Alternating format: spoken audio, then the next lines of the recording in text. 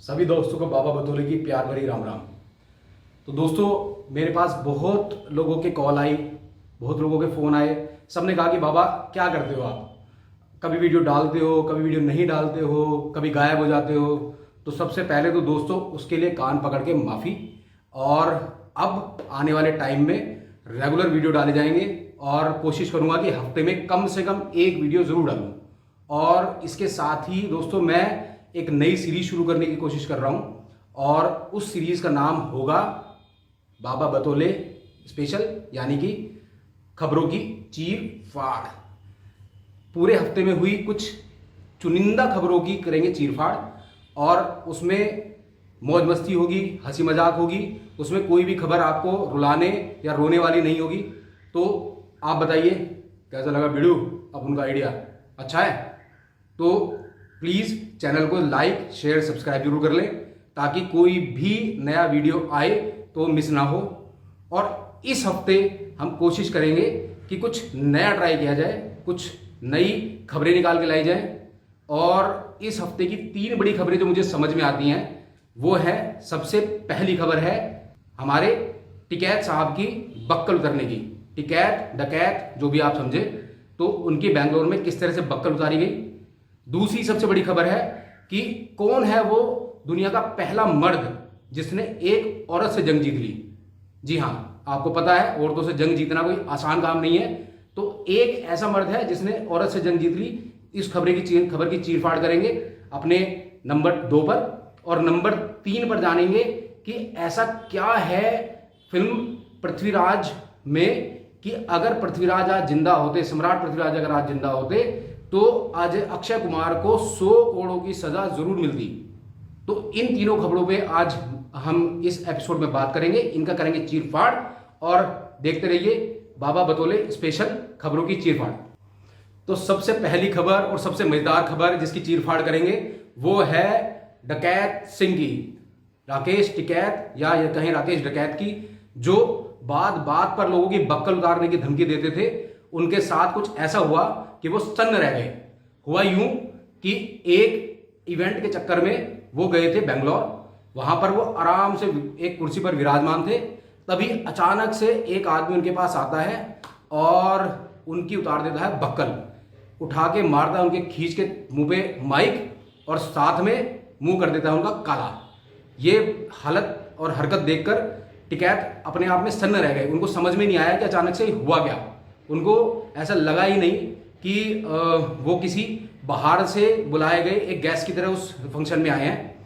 देखो सिंपल सी बात है, जो हरकतें राकेश टिकैत की रही हैं उसमें ये जो हुआ है ना, ये बहुत छोटी सी हरकत थी। इससे ज़्यादा वो डिजर्व करते थे, 1-2 लपड़ उनको और भी लगने चाहिए थे, ये बाबा बतौले का मानना है।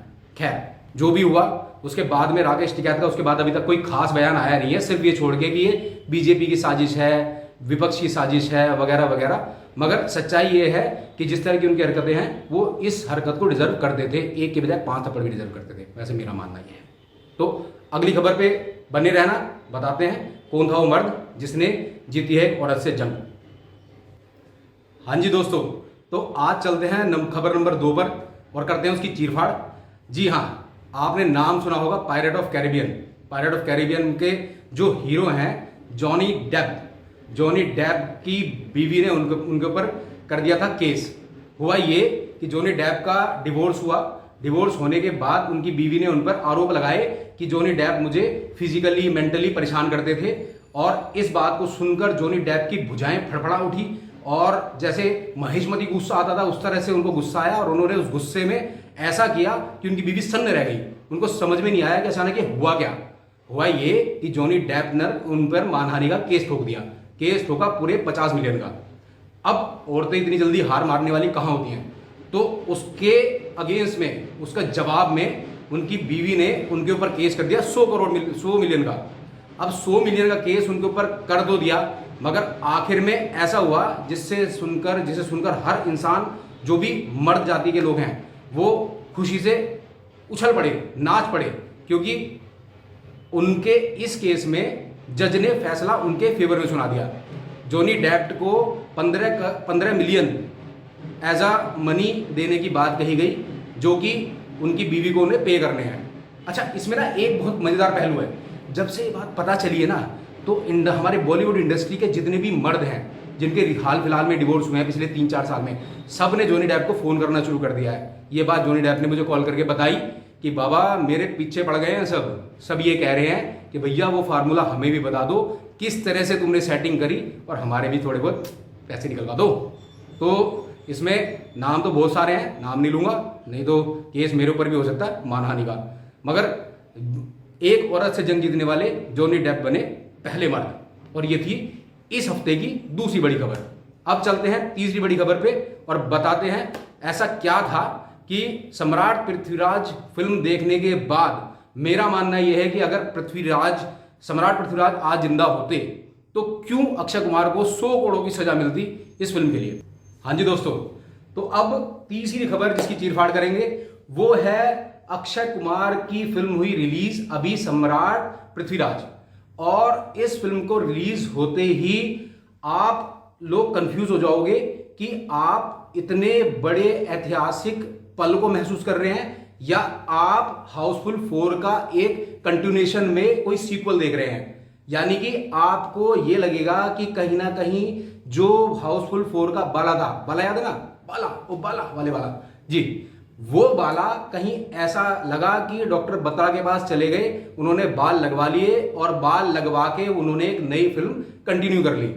यानी कि सम्राट पृथ्वीराज के रोल में और बाला के रोल में अगर आप फर्क देखना चाहो तो बाबा बतौले को उन दोनों के रोल में कोई फर्क नजर नहीं आया। जितनी अच्छी वो पीरियोडिक ड्रामा थी, उस पीरियोडिक ड्रामा का अक्षय कुमार ने सत्यानाश कर दिया। फिल्म ठीक है अगर फिल्म के हिसाब से देखें, बट जितना गौरवशाली इतिहास सम्राट पृथ्वीराज का रहा है उसके हिसाब से ये फिल्म उसके आसपास भी कहीं नहीं ठहरती। जिन पलों को एक हिंदुस्तानियों को गर्व के साथ देखना चाहिए, उन पलों को अक्षय कुमार के फेस एक्सप्रेशंस ने या अक्षय कुमार की एक्टिंग ने एकदम वाहियात नाहियात बिल्कुल बकवास बना दिया। क्योंकि फिल्म में उनके एक्सप्रेशन एकदम घटिया दर्जे के थे।